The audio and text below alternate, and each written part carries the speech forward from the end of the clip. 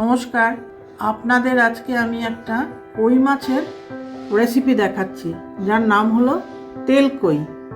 এই তেল কইটা করতে কি কি লাগবে সেসব ইনগ্রেডিয়েন্টসগুলো এখানে আছে, আপনাদের বলে দিচ্ছি।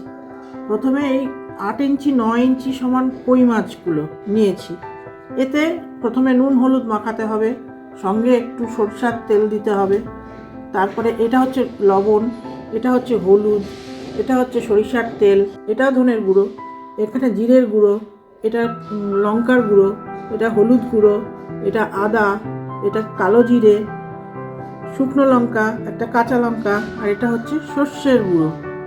এবার আমি রান্নাটা স্টার্ট করি।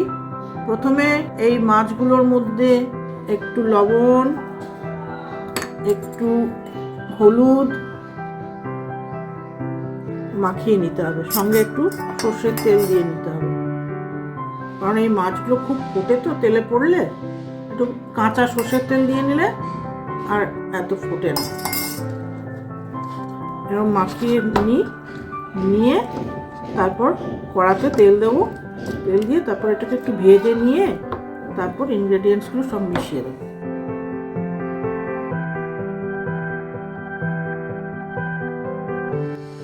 এই মাছটা রান্না করতে যে সমস্ত ইনগ্রেডিয়েন্টসগুলো লাগবে সেগুলো আমি এখানে মিশিয়ে নিচ্ছি জলের মধ্যে।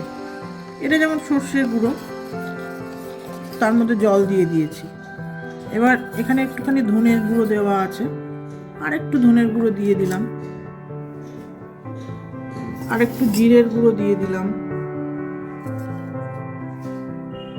এইভাবে সব গুঁড়োগুলো মিক্স করে নিচ্ছি। ধনে জিরের গুঁড়োগুলো দিয়ে দিলাম। এবার লঙ্কার গুঁড়োটাও দিয়ে দিলাম। দেখতে পাচ্ছেন তো, লঙ্কার গুঁড়োটাও দিয়ে দিয়েছি।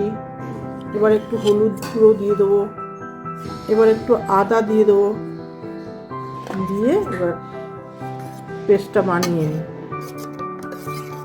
তাহলে এর মধ্যে কী দিলাম, ধনের গুঁড়ো, জিরের গুঁড়ো, আদা পেস্ট, লঙ্কার গুঁড়ো, হলুদ গুঁড়ো সব এক জায়গায় দিয়ে মিশিয়ে নিলাম। আর এটা হলো সর্ষের গুঁড়ো, সর্ষের গুঁড়োটা আলাদাই রাখলাম।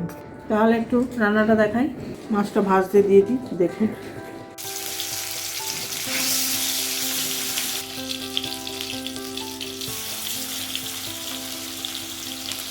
অল্প আঁচে ছেড়ে দিলাম, পরে আঁচটা বাড়াবো।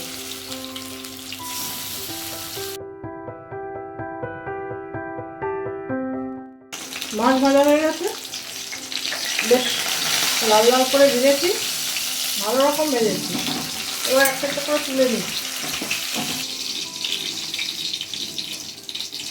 এবার এই তেলের মধ্যেই একটু শুকনো লঙ্কা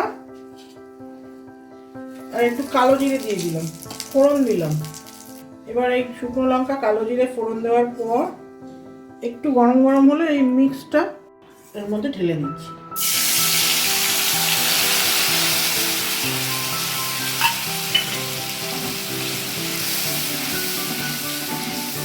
দিয়ে আঁচটা একটু বাড়িয়ে দিলাম, দিয়ে একটু নাড়তে থাকলাম। এই পেস্টটাকে দিয়ে আস্তে আস্তে নাড়ছি, নেড়ে নেড়ে নেড়ে নেড়ে একটু শুকাতে হবে। শুকিয়ে সামান্য একটু নুন দিয়ে দিলাম, দিয়ে একটু নেড়ে নেড়ে একটু শুকিয়ে তারপর জল ঢালতে হবে। ভালো করে কষিয়ে নিলাম।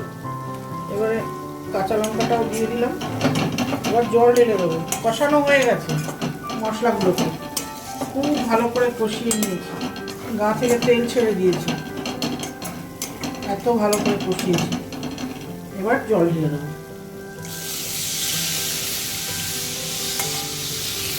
একটু জল দিয়ে দেবো সামান্য।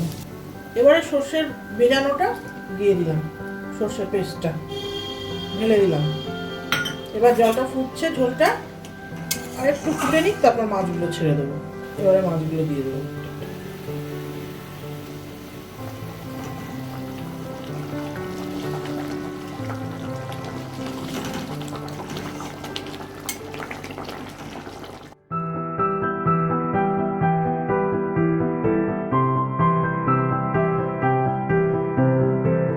তেল কই রেডি, এখন খালি খাওয়ার অপেক্ষায়।